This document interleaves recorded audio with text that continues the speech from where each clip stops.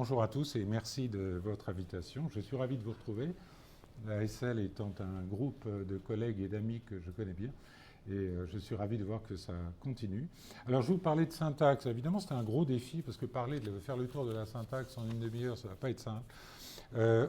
Mais je vais, un peu comme l'a fait Philippe Blanchet, balayer un petit peu le domaine en évoquant notamment un certain nombre de cadres théoriques et méthodologiques. Et puis surtout, là encore, excusez-moi si vous considérez que j'enfonce un peu les portes ouvertes, mais comme je n'étais pas trop sûr non plus de l'auditoire, je vais peut-être dire des choses qui vont vous sembler élémentaires. Alors, peut-être un premier point à mettre en évidence, de manière évidemment très générale et très élémentaire. La syntaxe qui va désigner d'abord la question de l'organisation des mots et des groupes de mots dans l'énoncé, qui va permettre donc de distinguer deux types de syntaxe, ce qu'a rappelé Claude Muller, notamment dans son manuel base de la syntaxe, qui est un très bon bouquin, la syntaxe de l'énonciateur et la syntaxe du descripteur. Donc deux types de syntaxe, avec évidemment une polysémie du terme syntaxe, comme c'est le cas dans la plupart des termes de linguistique, puisque c'est le cas aussi évidemment de la grammaire ou de la morphologie. Soit on parle du domaine de la langue, soit on parle du domaine de l'étude de la langue. Donc ça, c'est un premier point à faire apparaître. Évidemment, il s'agit ici, pour l'essentiel, d'élaborer des modèles théoriques qui ont pour fonction de proposer des hypothèses explicatives, des systèmes d'analyse des structures syntaxiques, et aussi de développer des modèles explicites en linguistique, mais généralement implicites en grammaire, et notamment dans le cas de la grammaire scolaire qui adopte une démarche plutôt classificatoire à visée pédagogique, qui repose très souvent sur des critères mal définis. Et sur cette question, je renvoie au très bon ouvrage de Marie-Josée Beglin, qui date de 2000, de la phrase aux énoncés, grammaire scolaire et description linguistique, où on distingue très clairement les catégories dites de sens commun et les catégories savantes. Donc, au niveau de ces généralités, je rappelle juste que le domaine de la syntaxe a été pensé comme étant méthodologiquement disjoint de la morphologie et de la sémantique, mais évidemment en étroite corrélation avec ces deux composants.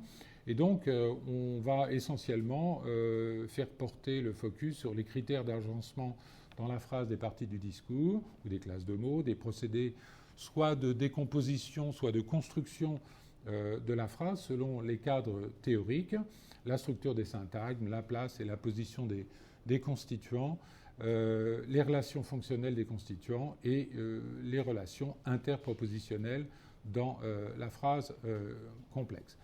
Un premier point à noter, c'est que le statut d'unité syntaxique maximale de la phrase a évidemment été remis en question largement au cours des dernières décennies, et donc ça va être l'occasion de parler de quelques cadres théoriques qui ont travaillé à remettre en question ce critère. Deux niveaux d'analyse distincts que l'on peut quand même aujourd'hui très largement voir apparaître. Le niveau qu'on peut dire microsyntaxique, j'y reviendrai après, qui correspond à l'articulation des morphèmes et des syntagmes aux unités de rang inférieur ou égal à la phrase simple, et puis un niveau macrosyntaxique qui correspond aux unités de rang égal ou supérieur et dont le fonctionnement est plutôt de nature à la fois syntaxique, sémantique et notamment pragmatique. Donc deux perspectives différentes sur la notion probablement, la syntaxe de l'énonciateur et celle du descripteur. Pour la syntaxe de l'énonciateur, il s'agit évidemment de l'application non consciente de règles qui permettent de produire des énoncés dont les segments sont organisés conformément au code grammatical d'une langue. La syntaxe du descripteur, elle, c'est une approche analytique, classificatoire, explicative. C'est la nôtre dans l'enseignement, dans la recherche notamment. Alors, un petit point extrait du manuel de Claude Muller sur la diversité des structurations dans le domaine syntaxique, qui rappelle que tout énoncé résulte de plusieurs structurations qui ont chacune leur logique, celle de la hiérarchie des prédicats et de leurs arguments, celle de l'intégration en syntagme et celle de la répartition entre le posé communicatif et la partie présentée comme nouvelle.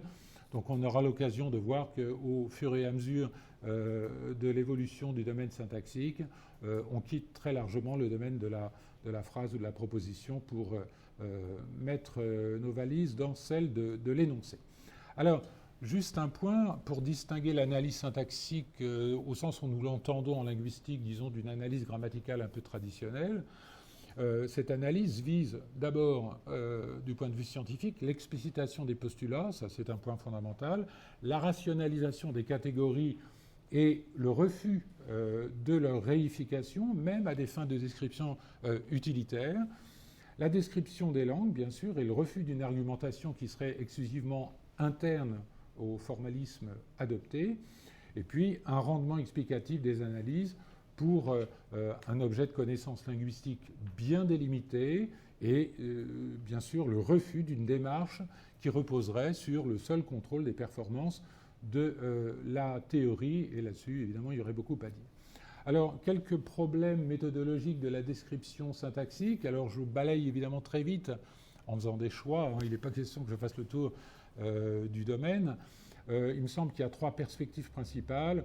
Une perspective qui est celle de l'agencement dans la phrase des classes de mots, hein, qui nous renvoie quand même plutôt à la moitié du XXe siècle, celle de la décomposition de la phrase et celle de la construction de la phrase. Alors pour le point de vue classificatoire, donc plutôt fondé sur les parties du discours, on pourra évidemment mentionner les théories syntaxiques qui sont développées par Ténière, et puis quelques mots sur quelques notions développées par Guillaume, qui n'est pas à proprement parler un syntaxicien, mais pour certaines des notions qu'il a travaillées, elles sont passées très largement dans le domaine syntaxique. Alors pour Ténière, bon, vous le savez, c'est un modèle d'analyse de la phrase qui repose sur la syntaxe de dépendance, qui repose sur les rapports existants entre deux ordres, hein, je vais très vite évidemment, l'ordre linéaire des mots dans la chaîne parlée, et puis l'ordre structural qui lui est sous-jacent, c'est-à-dire la manière dont les mots entrent en connexion les uns avec les autres lors de la mise en phrase. Et donc dans cette perspective, parler une langue, c'est transformer cet ordre structural en ordre linéaire, et pour Ténière, comprendre et décrire une langue, c'est le travail du linguiste, c'est transformer l'ordre linéaire en ordre structural de manière à rendre explicites les principes d'organisation. Et donc là, on retrouve un peu l'idée, la syntaxe de l'énonciateur et celle du descripteur. Voilà. Alors, Ténière a développé la notion de stéma. Je parle de ça parce qu'aujourd'hui, le modèle de Ténière est quand même un peu réactualisé du fait de l'intérêt, du très grand intérêt que ceux qui travaillent dans le traitement automatique du langage portent évidemment au travail de Ténière. Donc le stéma, c'est une représentation graphique de type arborescent qui indique le réseau des dépendances qui affectent les constituants d'une phrase. Hein. Ténière appelle ce réseau la hiérarchie des connexions, et chaque connexion unit un terme supérieur ou un terme régissant à un terme subordonné. Et dans le stéma, la connexion est représentée par un trait vertical ou un trait oblique selon les cas, selon le nombre des subordonnés. Donc un exemple emprunté à Ténière, les petits ruisseaux font les grandes rivières. Son ordre structural est donc décrit par le stéma suivant. Je ne rentre pas évidemment dans le détail. L'ordre linéaire ne connaît qu'une dimension. L'ordre structural, lui, est pluridimensionnel et il est marqué par plusieurs types de relations entre les constituants phrastiques. Alors, outre la relation de dépendance qui est quand même le présupposé dominant de la syntaxe de Ténière, le modèle prend en considération aussi la relation d'équivalence fonctionnelle que lui appelle jonction, qui correspond à ce que la grammaire décrit de la langue par les termes, par exemple, de coordination ou de comparaison, et également la relation de reprise que nous appellerions plutôt anaphorique. Et donc, le stéma représente la première par un trait horizontal et la seconde par un trait en pointillé. Donc, par exemple, pour la phrase que j'ai mentionnée et que j'emprunte à Ténière, Alfred et Bernard aiment leurs parents, son ordre structural est décrit par le stéma suivant. Je passe très vite, on voit juste à peu près la manière dont est représenté graphiquement le système. Donc, ce modèle décrit aussi la corrélation qui s'établit entre la classe morphologique du constituant et sa fonction de régissant ou de subordonné, celle-ci étant dans une très large mesure conditionnée par celle-là. Et donc, avec Ténière, on va retrouver une distinction qui est évidemment très ancienne, qui a été formulée de manière bien différente entre les mots pleins. Et j'ai fait quelque chose qui ne va pas. Les mots pleins et les mots vides. Mots pleins, fonction de régissant, position de nœud, ce sont les verbes prédicatifs, les substantifs, les adjectifs, les pronoms disjoints, les adverbes prédicatifs. Et les mots vides, non régissants, auxiliaires, déterminants, conjoints, adverbes non prédicatifs, etc. Bien. Alors, quelques mots sur Guillaume, qui peut intéresser quand même le domaine syntaxique, même si son travail est surtout porté sur la question de la morphosyntaxe et de la sémantique. Ce sont les deux notions de prédicativité et d'incidence, parce que ce sont des notions qu'on utilise régulièrement en syntaxe et en grammaire, mais qui ne sont pas toujours contextualisées comme il le faudrait. Donc la prédicativité, c'est la faculté qu'a un mot de dire quelque chose de quelque chose, très bien. C'est une intuition qui remonte à l'Antiquité, bien entendu, selon laquelle des mots, certains mots ont une capacité prédicative supérieure évidemment à d'autres, et une intuition qui est matérialisée dans les grammaires par des distinctions que l'on connaît bien entre les mots principaux, accessoires, vide, plein, ou mots lexicaux, ou mots grammaticaux, et on avait déjà cette distinction chez Ténière. Donc avec Guillaume, on a une distinction qui est quand même assez fondamentale entre des parties de langue prédicatives dont la matière notionnelle ressortie, selon lui, à l'événement qui est relaté par la phrase et qui conceptualise les données de l'expérience humaine, substantifs, adjectifs, adverbes, etc. Et puis des parties de langue non prédicatives dont la matière notionnelle ressortit plutôt au mécanisme de l'événement qu'est la phrase elle-même et qui transcende les données de l'expérience humaine de manière un peu réflexive pour ne saisir que l'acte de langage actualisé par cette expérience. Bien. Donc, évidemment, la fréquence des transferts catégoriels en discours interdit de tenir ces distinctions pour absolues, et notamment donc, la distinction de prédicatif-non prédicatif, et par exemple l'auxiliarisation verbale qui manifeste une dématérialisation notionnelle du mot qu'on peut appeler une désémantisation, que Guillaume appelle subduction. Bon, aller, par exemple, dans je vais répondre, avoir, dans j'ai parlé, etc. Donc un signifié subduit, une perte de prédicativité, ce qui en fait des auxiliaires ou des semi-auxiliaires. Donc c'est une notion assez fondamentale. Et puis rapidement, la notion d'incidence qui est développée dans le cadre de l'étude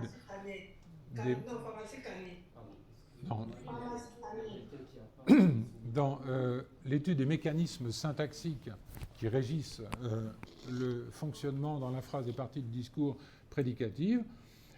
C'est une relation entre des éléments apport et support qui sont désignés par le terme d'incidence et qui règlent finalement l'assemblage des constituants syntaxiques. Donc, notamment, Guillaume parle d'une incidence interne pour le substantif parce que l'apport et le support de signification ne sont pas dissociables, et une incidence externe, par exemple, dans le cas de l'adjectif qualificatif ou dans le cas de l'adverbe, parce que, par exemple, dans le cas de l'adjectif, le mot adjectival n'est pas en lui-même pourvu d'un support. Et donc, ce mécanisme d'incidence des parties de discours est, pour Guillaume, fixé dès la langue, mais ça n'empêche évidemment nullement les phénomènes de recatégorisation en discours. Voilà.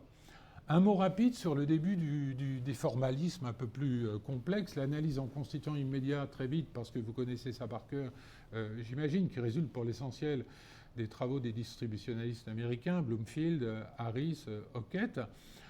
C'est une procédure de description syntaxique qui consiste à décomposer une phrase en ses constituants directs, les constituants majeurs, puis à décomposer ces constituants majeurs en leurs propres constituants, jusqu'à ce que la description parvienne au niveau des constituants minimaux, les mots et les morphèmes, pour faire apparaître l'organisation hiérarchique de la phrase, c'est-à-dire en fait une structure par emboîtement tout simplement. Donc on a un système d'inclusion successive décrivant des dépendances syntaxiques entre les constituants. Donc j'ai repris, en simplifiant évidemment le système, un type d'indicateur syntagmatique arborescent qui finalement a fourni très largement la base du système de schématisation qui a ensuite été développé de manière beaucoup plus complexe en syntaxe par la suite.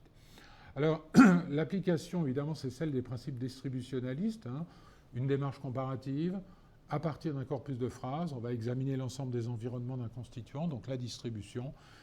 Les constituants qui ont la même distribution forment des classes dites distributionnelles et on procède au test de la segmentation et à celui de la commutation pour vérifier l'hypothèse de segmentation, un peu comme on le fait en morphologie. Une autre étape, évidemment beaucoup plus complexe, c'est celle de la grammaire générative et transformationnelle. Une troisième perspective, donc, qui est suivie par la description syntaxique, plutôt dans le domaine de la construction de la phrase et qui est représentée par les travaux de Chomsky notamment.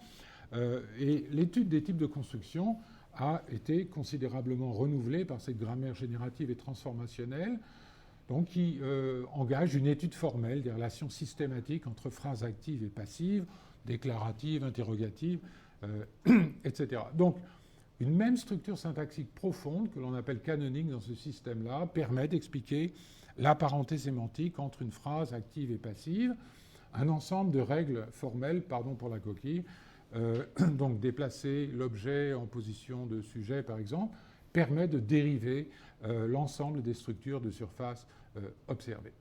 Donc une grammaire de type génératif, c'est une grammaire dont les règles générales abstraites permettent de produire un nombre théoriquement illimité de phrases dès lors qu'elles comportent des processus récursifs. Et ce qu'on appelle la grammaire générative est en fait un paradigme scientifique qui a profondément marqué les 50 dernières années dans le domaine des sciences du langage et des sciences cognitives. Alors, si on veut balayer très vite le domaine, on peut s'appuyer par exemple sur le travail qui a été proposé par Pollock dans Langage et cognition, qui rappelle très brièvement les 4 étapes principales du développement de la grammaire générative. La théorie standard, dont les fondements théoriques et méthodologiques sont exposés notamment dans 2 ouvrages principaux de Chomsky, les structures syntaxiques et les aspects de la théorie syntaxique, et qui s'appuient sur un certain nombre de principes et d'objectifs qui sont apparents sur la diapo, notamment un point sur lequel je reviendrai, l'autonomie de la syntaxe par rapport à la sémantique, la compétence linguistique des sujets parlants, définie comme relevant de la faculté de langage, la théorie standard qui vise la recherche des universaux linguistiques, et une analyse linguistique qui en résulte, qui est bornée à la syntaxe, qui est l'application de l'étude formelle des langages artificiels aux langues naturelles. La grammaire générative, donc, produit des suites grammaticales bien formées de morphèmes ou de phrases.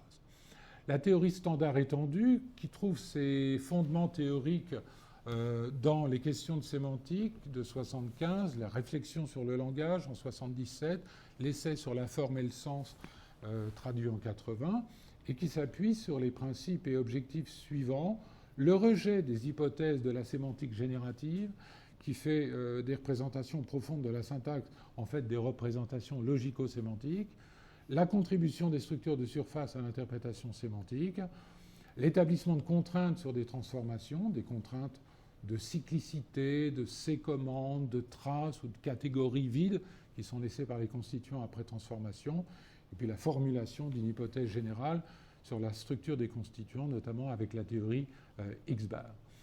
La théorie des principes et paramètres, on avance toujours dans le temps, dont les fondements ont été exposés notamment dans les théories du gouvernement et du liage, et qui s'appuie sur les principes et objectifs qui sont apparents, la grammaire organisée autour de principes universels, censés communs à toutes les langues, des principes qui sont présentés comme étant propres à l'espèce humaine, des paramètres définis par la théorie grammaticale qui caractérise la manière dont diverses langues appliquent ces principes, et des paramètres qui permettent d'établir des différences et des analogies entre les langues dans une perspective plutôt typologique. Donc la grammaire qui est définie comme un ensemble de modules autonomes, théorie du liage, théorie du gouvernement, théorie du cas, théorie des fonctions thématiques, du contrôle.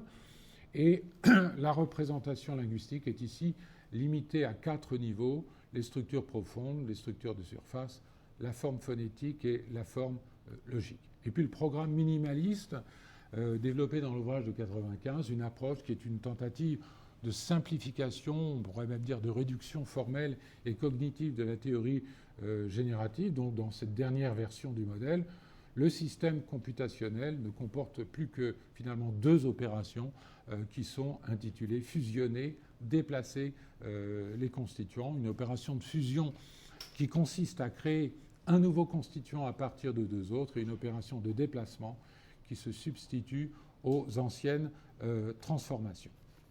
Alors, un point rapidement sur les grammaires d'unification ou grammaires de contrainte, qui sont des grammaires formelles qui ont été élaborées ultérieurement à partir de ce cadre théorique et qui s'intéressent à la réorganisation des propriétés syntaxiques associées aux mots, qui permet de faire l'économie des transformations et de raisonner directement sur les structures de surface, et elles sont essentiellement caractérisées par le recours à des représentations syntaxiques sous forme de structures de traits, et ces structures de traits sont manipulées à l'aide de l'opération d'unification. Et évidemment, l'intérêt, et c'est l'explication de leur développement, les grammaires d'unification sont très facilement implémentables et donc très bien adaptées au traitement automatique du langage naturel. Alors, juste un mot, le terme d'unification est ambigu.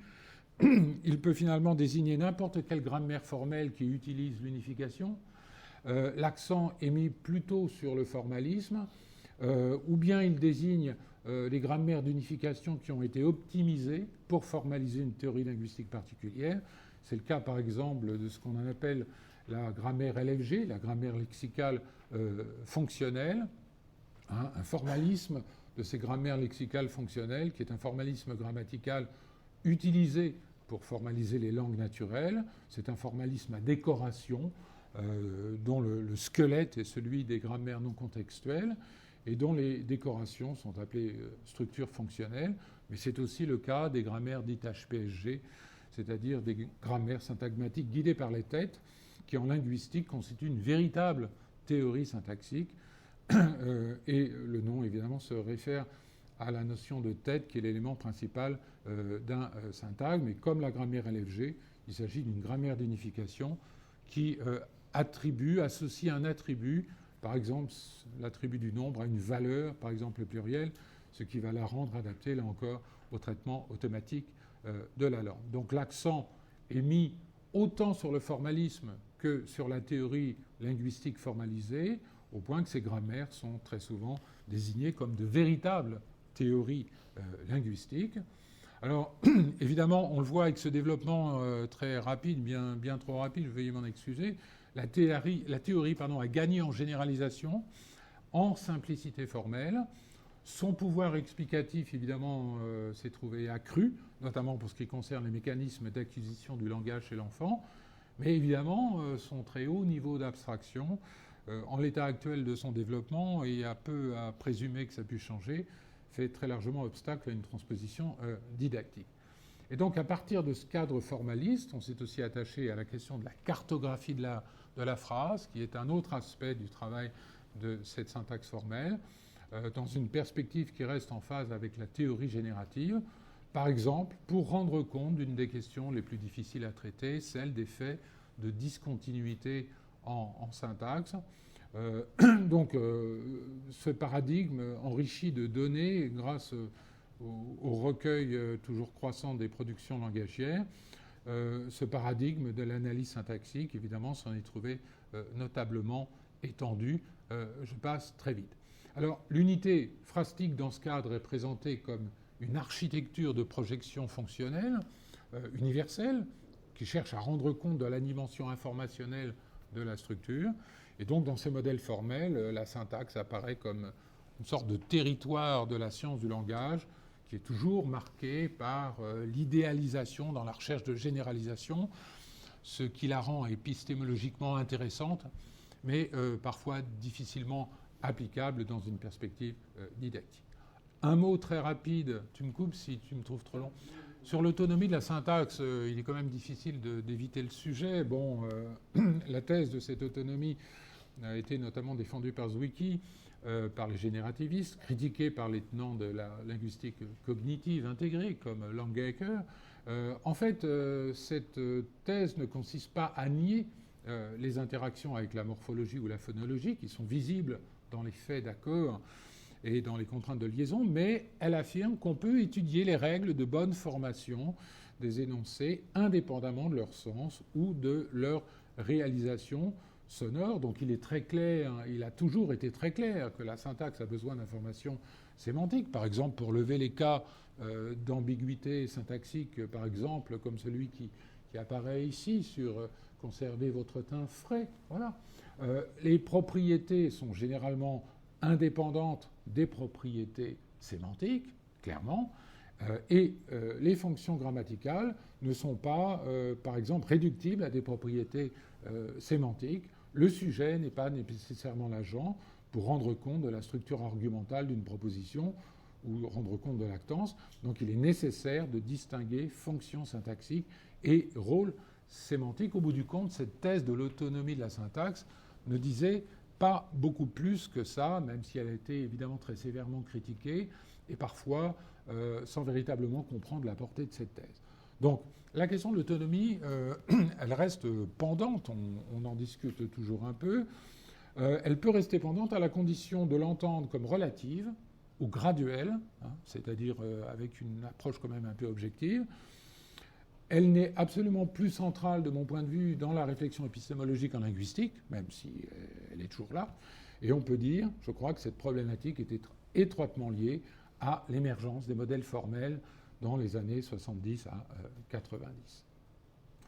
Je vais passer, pour ne pas trop déborder sur ce point-là, syntaxe et construction de l'énoncé, pour rappeler juste qu'on a aussi, notamment en France, développé une approche qui se distingue des grammaires formelles, qui tient compte de la sémantique,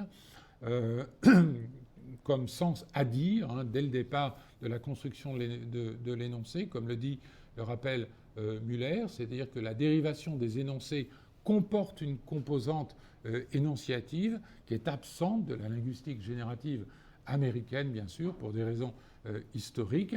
Et donc, comme le rappelle Muller, les théories de l'énonciation qui apparaissent en Europe avec Austin, Searle, Benveniste, Ducrot, Cuglioli, bien sûr, entrent dans ce cadre-là. L'influence de Jacobson, selon Claude, n'a pas été déterminante pour imposer une telle analyse à la linguistique formelle américaine, mais on est bien obligé de considérer que, en tout cas, dans bien des centres de formation linguistique, si je puis me permettre en France, on travaille davantage sur cette perspective qu'avec la perspective véritablement formalisante. Un autre point, toujours en essayant d'avancer un peu dans l'histoire, de la microsyntaxe à la macrosyntaxe, pour rappeler l'approche qui a été développée, notamment avec une certaine influence de l'analyse de discours et de la linguistique énonciative. J'ai mentionné cette citation de Benveniste qui est intéressante. La phrase n'est pas un signe. On a beaucoup travaillé à partir de cette remarque, hein, du fait que la phrase ne constitue pas une classe d'unité distinctive, qui serait membre virtuel d'unités supérieures, comme le sont par exemple les phonèmes ou les morphèmes. Elle se distingue foncièrement des autres entités linguistiques. Le fondement de cette différence est que la phrase contient les signes, mais qu'elle n'est pas elle-même un signe. Donc à partir de là, on a approché la notion de phrase, on est évidemment aux bordures de la syntaxe, d'une toute autre manière, et on va trouver finalement une critique assez semblable dans les approches, par exemple celle de Michel et Bernard ici. La phrase est une structure préformatée, hein, une structure relationnelle préformatée. Les connexions structurales qui apparaissent entre les groupes qui la composent codent des relations qui ne sont pas d'une nature différente de celles qui interviennent au-delà. Le lecteur qui découvre un texte ne fait pas radicalement autre chose en traitant des phrases et des séquences de phrases. D'un bout à l'autre, il assemble des représentations. Donc on est dans une approche syntaxique qui va très largement s'ouvrir à la pragmatique et à la linguistique énonciative. Alors, une syntaxe sans phrase, j'ai mis quelques références ici. Là, on entre sur le terrain de Claire Blanche-Benveniste ou Alain Berendener, donc les travaux qui ont été développés en macrosyntaxe. Je vais très vite. L'étude du français parlé, donc, qui va opposer syntaxe catégorielle et macrosyntaxe, ça, ce sont les travaux du groupe EXOA de recherche en syntaxe sur le français parlé. Donc, deux types de syntaxe qui vont présenter deux formes hétérogènes de dépendance. La syntaxe catégorielle fondée sur l'organisation des catégories grammaticales. Donc là, on est plutôt dans le domaine de Claire Blanche. et la macrosyntaxe qui fait apparaître des relations de juxtaposition, d'interdépendance entre les constituants, des relations qui ne sont pas déterminées par les catégories grammaticales et qui se manifestent par des phénomènes prosodiques particuliers. On est dans le domaine de l'énoncé, donc c'est le début d'un commencement de théorie macrosyntaxique, mais quand même très largement déterminé à partir de l'étude de la langue parlée. Et puis une approche cognitive de la macrosyntaxe, un peu inspirée, même beaucoup pour certaines terminologies des travaux du groupe Aixois, mais qui n'est pas restreinte à la langue parlée, qui propose là encore une distinction microsyntaxe-macrosyntaxe qu'on va trouver dans les travaux de l'équipe d'Alain Berendener et qui recouvre partiellement les deux types de syntaxe que j'ai déjà mentionnés. Donc un niveau macrosyntaxique qui décrit l'articulation des morphèmes et des syntagmes, donc des unités qui sont des segments de chaîne de rang inférieur ou égal à la proposition. Donc ces segments pour la macrosyntaxe de Berendener, ce sont des segments qui sont réputés entretenir entre eux des relations de concaténation, donc d'enchaînement de dépendance, ou des relations de réaction. Donc on voit quand même très largement ici l'association qui peut être faite avec la macrosyntaxe de l'équipe aixoise. Et puis un niveau macrosyntaxique qui décrit l'organisation des grandes unités discursives. Les relations qui s'établissent entre les unités sont ici de nature sémantique ou de nature pragmatique, et on va trouver des relations de présupposition ou des relations de production, puisqu'à partir d'une clause peut être inféré un nouveau savoir partagé, la clause étant en quelque sorte la frontière entre les deux types de syntaxe, micro et macro, même si la notion de clause pose beaucoup de problèmes d'application. Et les ensembles qui sont formés par ces unités sont présentés comme de mini-programmes discursifs, et ils ont été appelés périodes. Ça a posé là encore quelques problèmes terminologiques. Le terme est emprunté évidemment à la rhétorique. Et l'enchaînement des périodes définit quant à lui un niveau d'organisation qui est plutôt de nature textuelle. Donc on voit très clairement s'étendre le domaine de la syntaxe. Donc dans ces deux approches, qu'est-ce qu'on note? Abandon de la notion de phrase. La phrase n'a pas de statut théorique, tout au plus un statut pratique, et son application descriptive exerce dans le discours une segmentation arbitraire. C'est très largement ce qui a été développé dans l'équipe de Berendener. Alors, un dernier point, parmi beaucoup d'autres possibles, excusez-moi, les grammaires de construction, c'est difficile de ne pas évidemment en parler, qui désigne un courant linguistique qui regroupe des modèles d'analyse grammaticale qui trouvent leur source d'inspiration pour l'essentiel dans les thèses de la linguistique cognitive. Donc on va trouver ici, à l'origine de cette émergence, les travaux de Croft, de Fillmore, de Goldberg, Kay, Lakoff et Langecker. Ce sont des modèles qui ont tous en commun de faire de la construction, de la notion de construction, association conventionnelle de propriétés formelles et sémantiques, l'unité fondamentale du langage verbal. Donc on va là finalement basculer dans une toute autre linguistique. Alors le postulat central de ces grammaires de construction, c'est que le langage verbal humain est fondamentalement symbolique, que la connaissance linguistique d'un locuteur natif est composée d'un réseau de constructions qui sont des signes linguistiques, c'est-à-dire en fait des unités symboliques propres à une langue donnée, définie par cette association conventionnelle de propriétés à la fois formelles et sémantiques.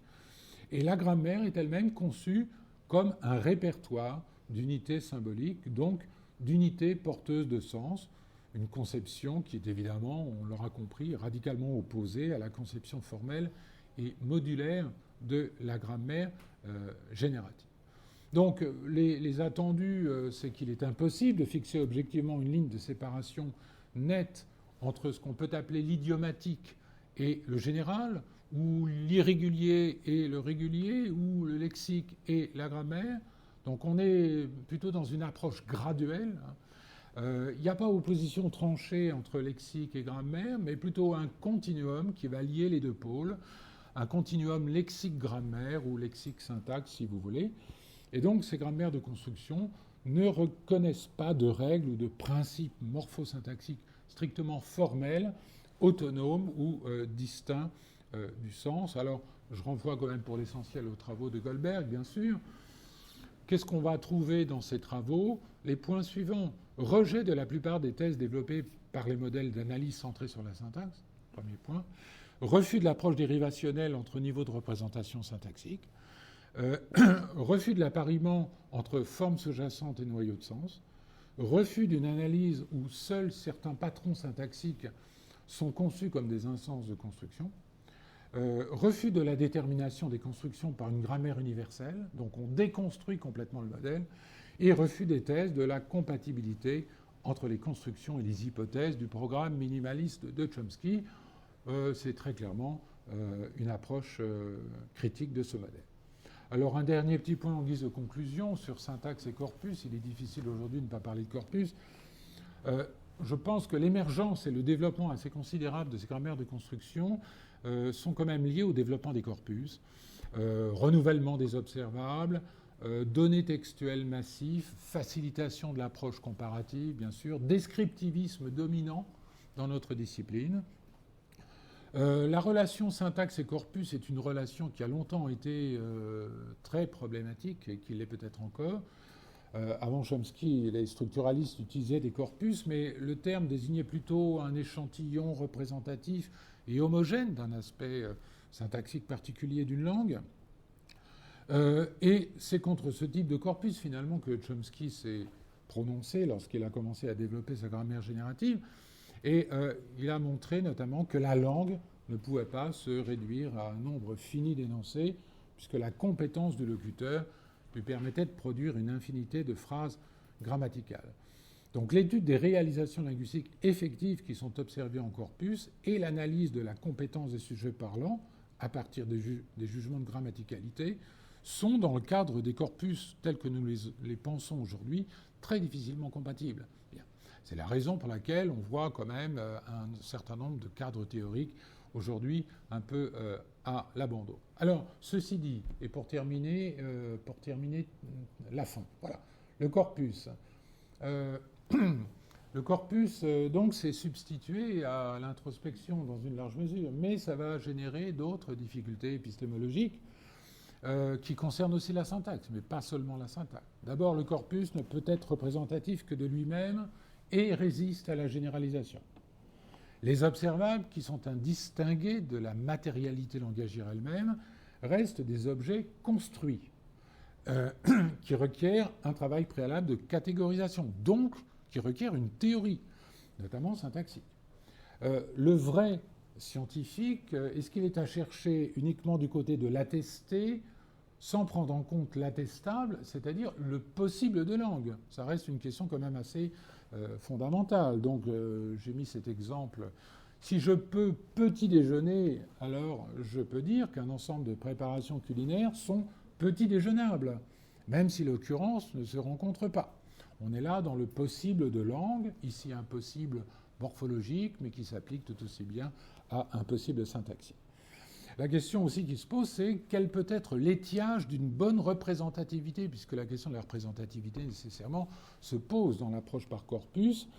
Et si on peut définir cet étiage, est-ce qu'il ne repose pas finalement sur l'illusion naïve d'un critère d'exhaustivité qui, comme on le sait, n'a finalement aucune valeur heuristique, ce qu'on a parfois un peu tendance à oublier dans les approches sur corpus. Voilà.